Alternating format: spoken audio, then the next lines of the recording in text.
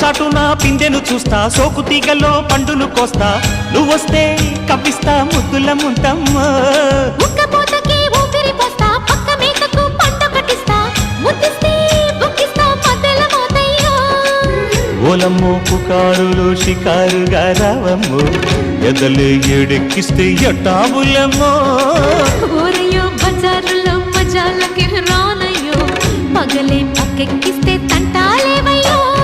మిట్టిల మీదున్న మిస్సమ్మయ్య సంటే వడ్డీలతో పాటు ఒళ్ళోకి వస్తుంటే